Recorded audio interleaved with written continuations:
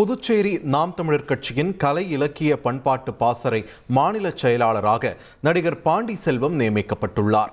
பொறுப்பு வழங்கியதற்காக சீமானுக்கு நன்றி தெரிவித்த அவர், சீமானின் அரசியல் சிந்தனை காரணமாக நாம் தமிழர் கட்சியில் இணைந்து பணியாற்ற விரும்பியதாக குறிப்பிட்டுள்ளார். சீமானை தனது அதிகார அடக்குமுறையால் திமுக அரசு அடக்க முயற்சிப்பதாக குற்றம் சாட்டிய அவர், சீமானுக்கு உறுதுணையாக அவரது தம்பிகள் அணிவகுத்து நிற்பதாகவும் பாண்டி செல்வம் தெரிவித்துள்ளார்.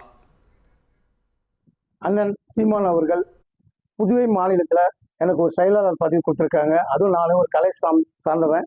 அதனால் கலை இலக்கிய பண்பாட்டு பாசறைக்கு ஒரு செயலாளரை புதுச்சேரியில் என்னை நியமிச்சிருக்கிறாங்க. அதுக்கு முதல்ல எங்கள் அண்ணனுக்கு நன்றி தெரிவிச்சிருக்கேன். நான் எனக்கு 54 வயசு ஆகுது. இதுவரையிலையும் எந்த ஒரு இதுலேயும் நான் உறுப்பினர் கிடையாது. முத நாம் தமிழர் கட்சி உறுப்பினராக நான் இப்போ தான் என்னை நியமித்தாங்க. அதுக்கு இந்த பதவியும் பதம் கொடுத்தாங்க. நான் சிறப்பாக செய்வேன், அதில் எந்த ஒரு மாற்றமும் கிடையாது. அதுவும் என்னோட தொழில் கலை. அது புதுச்சேரியை பொறுத்தவரை நிறைய பேர் உருவாகியிருக்காங்க. நிச்சயமாக நல்லா செய்வேன். அப்போ இப்போ ஒரு விஷயம் நடந்துட்டு இருக்கு.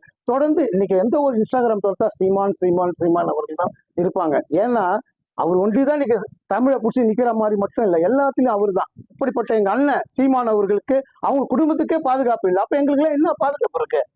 திமுகவை வன்மையாக கண்டிக்கிறோம். திமுக அரசு நாம் தமிழர்கள் கட்சியை அப்பப்போ மிரட்டி பார்க்குறாங்க.